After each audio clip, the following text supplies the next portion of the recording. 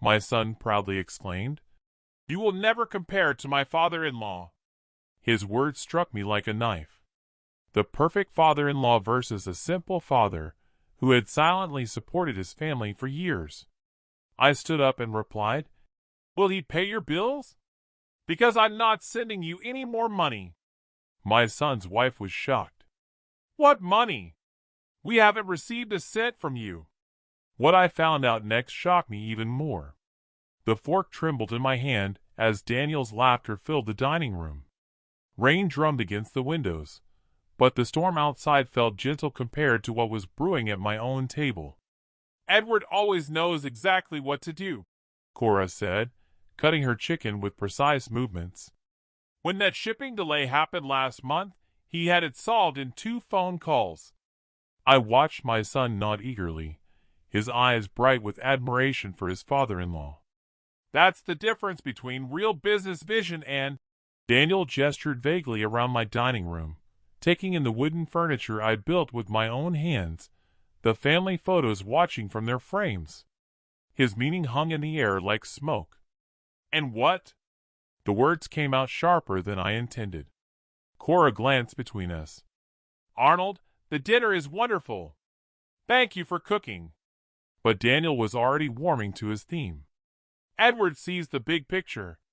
He doesn't get stuck thinking small. Like this logistics expansion he's planning. That's how you really help people." My jaw tightened. I'd spent 3 hours preparing this meal, hoping for one evening of family peace. "Your father works hard, too," Cora said softly, but her tone carried the same unconscious dismissal I'd been hearing for months. "Sure, but construction." Daniel shrugged. "Edward's building an empire. Real legacy stuff." The napkin crumpled in my grip. 37 years of building homes, creating something permanent, something that mattered. Apparently, that was nothing compared to moving boxes around warehouses. "Edward offered me the regional manager position," Daniel continued, his chest puffing with borrowed pride. "Says I have natural leadership potential." Natural leadership? I almost laughed. If only Edward knew where Daniel's potential had actually led him. "That's wonderful, honey," Cora beamed. "Your father always knows how to spot talent." Always knows. Always sees. Always solves. Edward Wilson, the perfect father-in-law who could do no wrong. "He's even talking about grooming me for a partnership eventually," Daniel went on. "Says he needs someone he can trust completely." Trust completely? The irony burned in my throat. "Must be nice having someone who believes in you that much," I said quietly. Daniel missed the edge in my voice entirely. "That's just Edward. He's a natural mentor. Some people have it. Some don't. He's teaching me about strategic thinking," Daniel continued. "Long-term planning. Real business philosophy." "Real business," I repeated. "You know what I mean, Dad. Edward operates on a different level. He thinks bigger. Some people just have that executive mindset," Daniel said, leaning back in his chair like he was already practicing for the boardroom. "The ability to make tough decisions, to really lead. Unlike others," I said. "Well," Daniel shrugged, his meaning clear. The silence stretched tight as a wire. But Daniel, flushed with his father-in-law's praise and his own imagined importance, couldn't leave it alone. "Face it, Dad," he said, his voice growing louder, more confident. "You'll never measure up to my father-in-law." The words hit like a physical blow. I stood slowly, my chair scraping against the hardwood floor I had installed myself. Daniel sat there triumphant and oblivious, while Cora's face went pale with shock. Something inside me went very, very cold. I stood there gripping the back of my chair as Daniel's words echoed in my mind. "You will never measure up." The phrase triggered a memory from 2 years ago. Daniel sitting across from my desk in the home office, his hands clasped tightly, eyes avoiding mine. "Dad, we just need to get through this month." There was this unexpected expense, and his paycheck got delayed. I'd written a check for $2,000 without hesitation. "This is temporary," he'd promised. 3 months later, he was back. "Car repairs and utilities. $3,000. "Cora doesn't know how tight things are," he'd whispered. "I don't want to worry her. You understand, right? Man to man." I opened my checkbook again. By the 4th visit, it had become routine. Daniel would show up with another crisis, an emergency that only money could solve. I started keeping better records. The online banking made it easier. No more checks, no paper trail. Just quiet transfers from my business account to his personal account every month like clockwork. "Edward's helping with career stuff," Daniel had explained during one of our last conversations. "But we need cash flow help until the new position kicks in." Edward was helping with career stuff. I was helping with everything else. $75,000 over 3 years. I knew the exact number because I calculated it just last week, sitting in that same office, staring at the bank statement spread across my desk. $75,000 of my sweat, my labor, my careful savings. All of it disappeared into whatever black hole Daniel called his temporary setbacks. The last transfer had been just 3 weeks ago. "I really appreciate this, Dad," he'd said over the phone. "I know you don't have to do this. Family helps family, right?" Family helps family. I blinked, returning to the present moment. Daniel was still sitting there, glowing with his father-in-law's approval, completely unaware that his perfect world was about to come crashing down. Cora was staring at me with concern. "Arnold, are you all right?" $75,000. 3 years of being the silent bank, while Edward got all the credit for being the generous mentor. All those months of careful planning, of budgeting my own expenses so I could help my son. All those times I'd chosen not to buy something I wanted because Daniel needed help more than I needed comfort. And this was my thanks. This dismissal, this casual cruelty. I looked at Daniel's face, still flushed with borrowed pride, and felt something fundamental shift inside me. The cold satisfaction took over. "You'll never measure up. We'd see about that." I straightened slowly, letting the weight of 3 years settle into my bones. "You think Edward will take care of you?" My voice came out steady, controlled, deadly quiet. Daniel blinked, some of his smugness faltering. "What's that supposed to mean?" "Simple question. When Edward stops being useful to you, when the job doesn't work out the way you planned, who's going to pay your bills?" "Dad, what are you talking about?" "Because I won't be sending you money anymore." The words landed like a sledgehammer. Daniel's face went white. Cora's fork clattered against her plate. "What money?" Her voice cracked with confusion. "We haven't received a penny from you." The silence that followed was beautiful. Daniel's mouth opened and closed like a fish gasping for air. "Daniel." Cora turned to her husband, her brow furrowed. "What's he talking about?" It's not what you think," Daniel stammered. "What's not what I think?" Cora's voice rose sharply. "Arnold just said he's been sending us money." "What money, Daniel?" I crossed my arms and waited. "There might have been some small temporary," Daniel stammered. "How much?" Cora demanded. Daniel looked at me desperately, silently begging me to let it go. $75,000, I said calmly. Cora's gasp echoed through the room. 75 what? Over 3 years, monthly payments.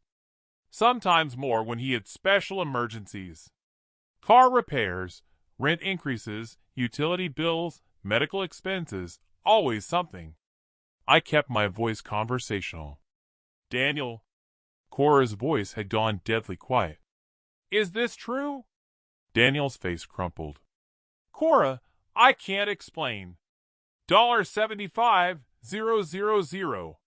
She stood up slowly, her chair scraping against the floor.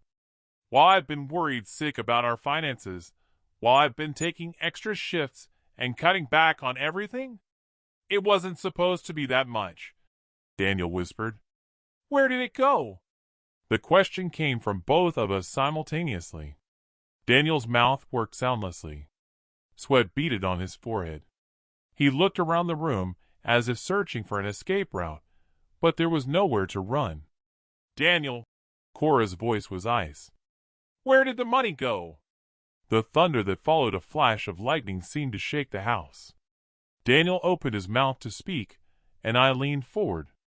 This was just the beginning. I can explain. Daniel's voice cracked. No. Cora's voice cut through the air. It's simple. You took money from your father. Where did it go? There were some investments that didn't work out. What investments? I kept my voice level. Online trading platforms. Cora's face went pale. Trading? Since when do you know anything about trading? I was trying to build something for us, for our future. What kind of trading? Cora pressed. Different things. Stocks. Options. His voice grew smaller with each word. Daniel. Cora stood slowly, towering over him. Look at me and tell me the truth. Daniel finally met her eyes, and something broke inside him. It wasn't trading. The admission hung in the air like a toxic cloud. Then what was it? Poker sites? Online casinos? The words tumbled out in a rush. I thought I could win it back quickly. Double it, maybe triple it, give you everything you deserved. Cora stepped back as if he'd struck her. Gambling? You've been gambling with our future? It wasn't supposed to be gambling. I had a system. $75,000. Cora's voice rose to near hysteria. How long has this been going on? 2 years. Maybe 3. Maybe 3? Cora laughed, but there was no humor in it. You don't even know how long you've been lying to me. Daniel tried to stand, but his legs wouldn't support him. Cora, listen. I'm done listening. She grabbed her purse. I'm done with all of this. Where are you going? Away from you. She turned to me, her eyes red but dry. Arnold, I'm sorry. I had no idea. I nodded. I know you didn't. Daniel finally managed to stand, swaying slightly. What time is it where you are now? Let me know in the comments. Dad, if you could just... No.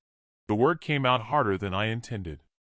Figure out your problems, Daniel, but not in my house. You're throwing me out? You threw yourself out the moment you chose gambling over family. Daniel's face cycled through emotions like a broken traffic light. Desperation, anger, shame, back to desperation. I can stop. I will stop. Then do it somewhere else. Cora was already at the front door, her coat half on. Daniel stumbled after her, making pathetic pleading sounds. Cora, wait! We can work this out. She didn't turn around. Work what out, Daniel? The lies, the addiction, the fact that you've been stealing from your father for 3 years? I wasn't stealing. What would you call it? Daniel had no answer for that. I followed them to the front door. The cold air rushed in when Cora opened it, carrying the scent of rain and fresh earth. I'll call you tomorrow, Daniel said desperately. We'll figure this out. Cora walked to their car without looking back. Daniel stood in my doorway for a moment, searching my face for any sign of softness. Dad. Good night, Daniel. I closed the door and listened to their car start, then drive away into the night. The house felt different already, quieter, sadder, but also cleaner somehow. 2 hours later, I sat on my back deck with a glass of whiskey and a pile of bank statements. The rain had stopped. Stars peeked through the breaking clouds. I sipped the whiskey and felt it burn away some of the evening's bitterness. $75,000. 3 years of careful support, all poured down the drain of his addiction. The bank statements told the story in cold numbers. January 2022, $2,000. March 2022, $2,500. By the end of that year, the monthly transfers had become routine. Each transfer was labeled the same way: family support. Such innocent words for what had become an enablement system. I considered refilling the glass, but decided I needed clarity more than comfort. What would happen if I kept sending money? Daniel would gamble it away, his addiction would grow stronger, and eventually he'd lose everything anyway, including his marriage. But what if I stopped? If I cut off the money, Daniel would have to face real consequences for the first time in years. He'd have to choose between his addiction and his life.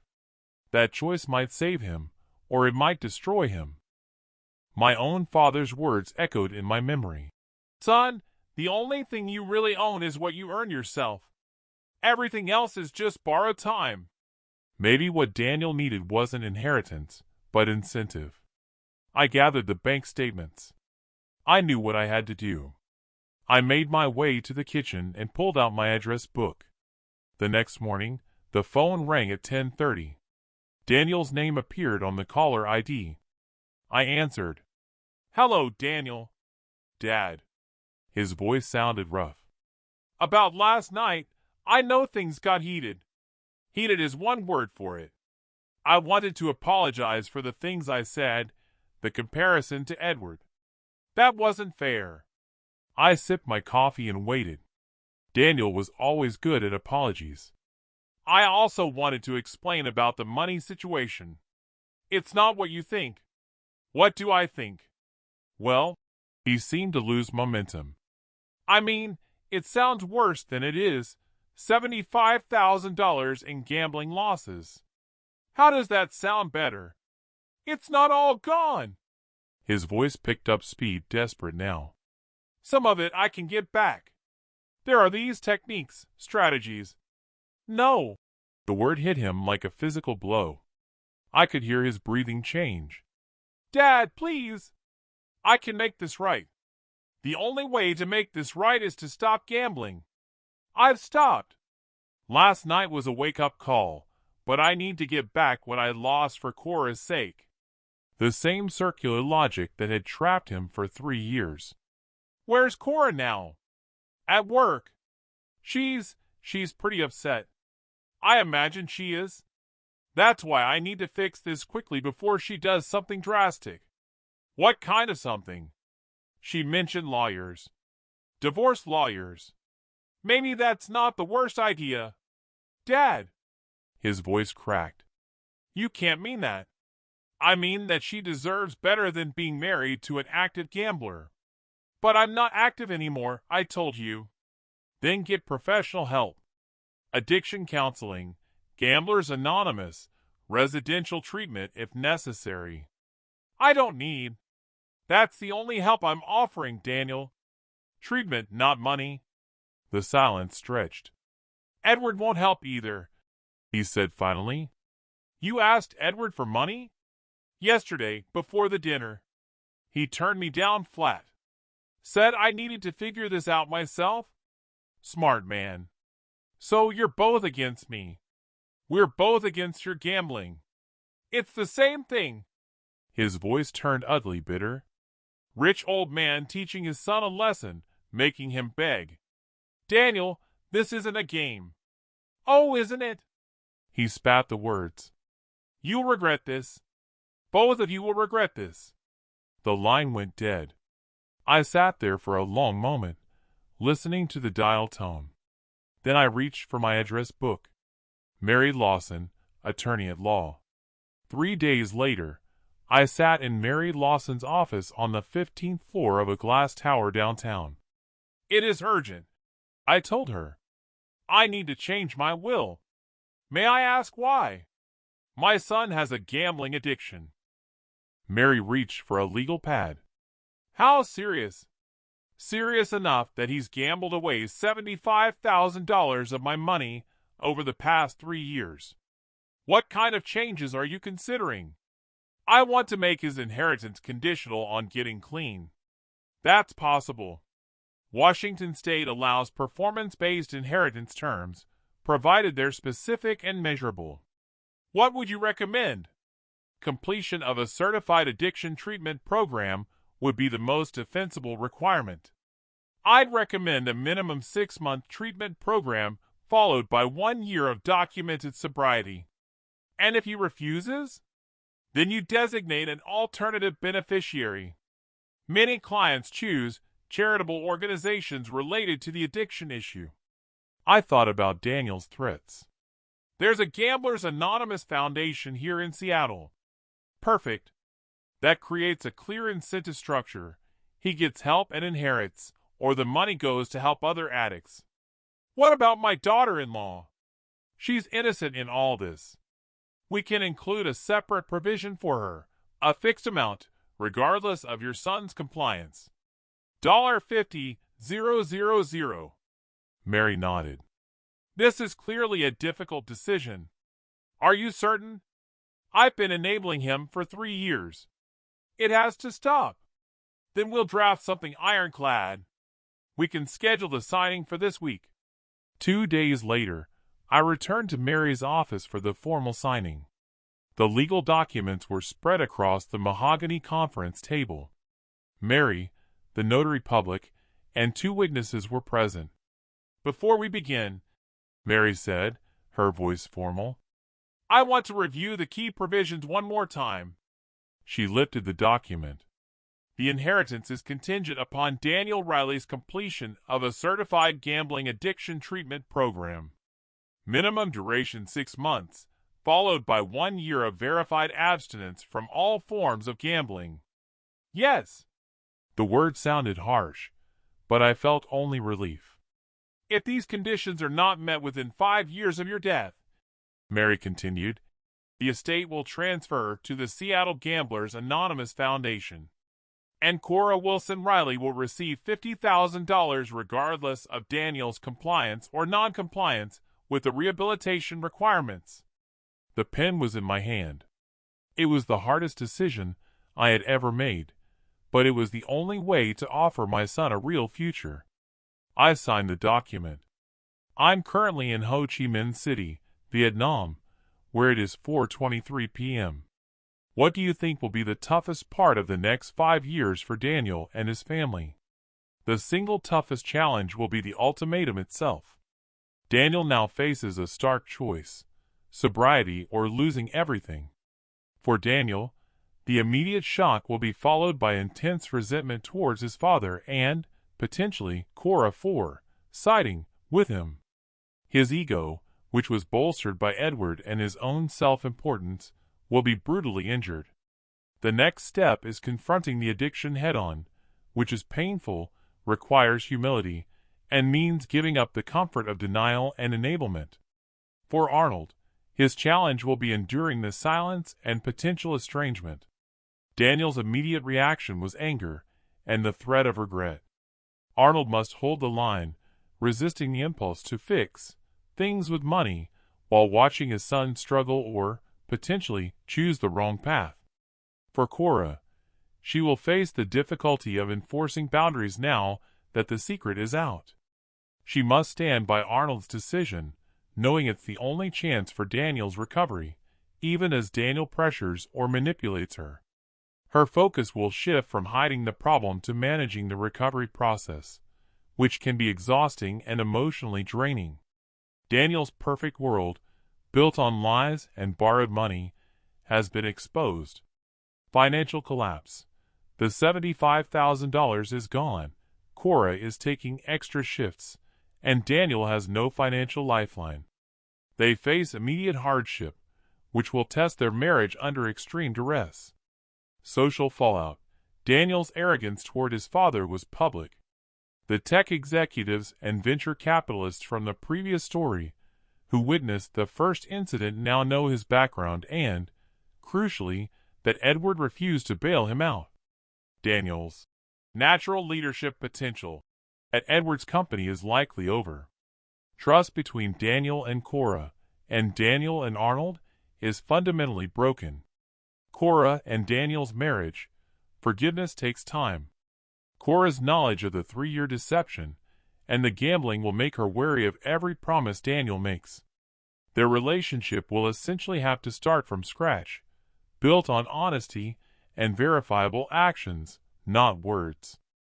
Verification and scrutiny. Arnold's will mandate monthly documentation and verification of sobriety. This necessary scrutiny will feel invasive and humiliating to Daniel, constantly reminding him that he is on probation, not just with his father, but legally. The next 5 years will be a grueling test of character for Daniel, and a painful test of resolve and love for both Arnold and Cora. Linda looked up from her paperwork. "Mr. Riley, do you understand the contents of this document?" "I do." "Are you signing this of your own free will, without coercion or undue influence?" "I am." The formality felt appropriate. This wasn't a casual family decision. It was a legal restructuring of my life's work. Mary handed me the pen. "Any final questions?" I stared at the signature line. "What if he tries to contest this?" "The conditions are specific and legally sound," Mary assured me. "His addiction is documented through the money transfers you provided. Any contest would require him to admit his gambling problem, which actually strengthens your position." I signed my name with steady strokes. Linda applied her official seal with a satisfying thump. The witnesses signed in turn, making the whole thing real and irreversible. "One copy for your records," Mary said, sliding a folder across the table. "One for our files, and one for the safe deposit box." I held the folder, feeling the weight of the paper. "How will the verification work?" "The treatment center will provide completion certificates. For the sobriety period, we'll require monthly documentation from an approved counselor or testing facility." "And if he never gets clean?" Mary's expression softened slightly. "Then you'll have the satisfaction of knowing your money went to help other families avoid what you've been through." After the witnesses left, Mary looked at me. "Are you at peace with this decision?" I looked out at the Seattle skyline. "I'm at peace with trying to save him. And if he's too far gone, then I'm at peace with that too." 3 days passed before I felt ready to make the call. The grocery store felt different that morning, like I was shopping for a last meal. I chose simple ingredients: roasted chicken, fresh vegetables, good bread. I dialed Daniel's number before I could reconsider. "Dad." His voice carried surprise and weariness. "Hello, Daniel. I've been thinking about our conversation about your money situation." I kept my tone neutral, almost friendly. "Come to dinner tonight. We'll talk." "Talk about what exactly?" "Your future. Cora's future. Your money problems." "Are you saying you'll help us after all?" The desperation in his voice confirmed everything. "I'm saying we should discuss it face to face like family. 7 o'clock. Bring Cora." "Okay, we'll be there." The doorbell rang at exactly 7 o'clock. Daniel and Cora stood on my porch, both looking uncertain but hopeful. Daniel offered a small bouquet of flowers. "Right on time," I said, accepting the bouquet. "Come in. Dinner's almost ready." The atmosphere was warm. I poured wine and served the meal, sharing light memories. "Remember when you tried to help me build the back deck?" I asked Daniel. "I was 5. That hammer was bigger than me." "But you never got frustrated," Daniel said quietly. "You just kept straightening them out and letting me try again. Because you weren't stupid. You were learning." Cora watched with relief. "You've always been there for us, Arnold. Family is everything," I said. "We work through problems together." Daniel shifted in his seat. "About those problems, Dad. I know things have been difficult lately. Why don't we move to the living room?" I suggested. "I'll bring coffee." As they settled on the sofa, I retrieved the manila envelope from my study. I returned from my study and placed the envelope deliberately on the coffee table between us. Daniel's eyes fixed on it immediately. "What's that?" "This," I said, my voice serious, "is the result of my thinking about our money discussion." I opened the envelope and withdrew the will. "I had my attorney prepare some documents that address your financial situation." Daniel reached for the papers eagerly, but the color drained from his face as he read. This can't be serious." Cora leaned over. "What does it say?" Daniel's hand shook. He's changed his will. I can only inherit if I complete gambling addiction treatment. 6 months minimum in a certified residential program," I confirmed calmly, "followed by 1 year of verified abstinence from all forms of gambling." "Dad, you can't do this." Daniel's voice rose sharply. "I can, and I have. The documents are already filed with the court." Cora continued reading. "If the conditions are not met within 5 years, the estate goes to the Seattle Gamblers Anonymous Foundation. This is punishment." Daniel stood abruptly, the papers scattering. "You're cutting me off completely." "No," I said firmly. "I'm giving you the chance to earn what you inherit." Cora picked up the fallen documents. "This is exactly right, Daniel," she said quietly, her eyes bright with understanding. "Your father is right. You need help. Real help." "Cora, you can't be serious." "I am completely serious." She turned back to the will. "It says here I'll receive $50,000 regardless of whether you meet the conditions." "That's right," I confirmed. "You shouldn't suffer for his choices. So even if I never get clean, Cora gets money, but I don't." Daniel's voice was rising toward hysteria. "That's exactly right. I'm your son, and that's why I'm doing this," I said, facing him directly. "Because I want you to become the man I raised you to be, not the man addiction has made you." Daniel looked between us. "So that's it? Follow your rules or lose everything." "Follow the rules of recovery," I corrected. "This isn't about control, Daniel. It's about love." He laughed bitterly. "Love? You call disinheriting your son love? I call giving you a reason to get clean love." Daniel stared at the document in his hands, then dropped it back onto the coffee table. "I need time to process this." "Take all the time you need." "The conditions don't change," I said firmly. Daniel headed toward the front door, Cora following after gathering her purse. "Thank you," she said quietly, touching my arm as she passed. I nodded, watching them leave through the window. Daniel's shoulders were hunched with defeat, but for the first time in years, I felt something approaching hope. For months after that night, I sat at the same dining room table, but everything had changed. Daniel sat across from me, but this Daniel was different, cleaner, somehow more present. The desperate edge that had defined him for years was gone, replaced by something I barely dared to call peace. "The program director says I'm making excellent progress," he said, cutting his chicken with steady hands. 3 months down, 3 to go." Cora smiled beside him, her relief evident in every gesture. "He calls every other day now. Not for money, just to talk." "How are the group sessions?" I asked. "Hard," Daniel admitted. "Really hard. But I'm starting to understand how the addiction works, how it rewired my thinking." We've been having dinners like this twice a month since Daniel entered the Pine Ridge Treatment Center in May. Family therapy sessions have been painful but necessary, forcing us to confront years of enabling and manipulation. "I understand now why you had to do it, Dad," Daniel continued. "I was destroying everything. My marriage, my relationship with you, my future.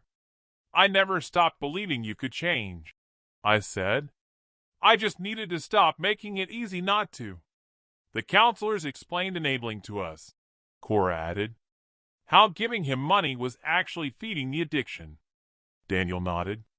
"Every time you helped, it reinforced my belief that gambling was okay because there would always be a safety net. And now Now I'm learning to build my own safety net. Real skills, real relationships, real responsibility. I looked at my son, truly looked at him. His eyes were clear, focused. The furtive, calculating expression that had become his default was gone. The financial counselor helped me create a repayment plan, Daniel said. It'll take years, but I want to pay back every dollar I took from you. Daniel. No, Dad. I need to do this.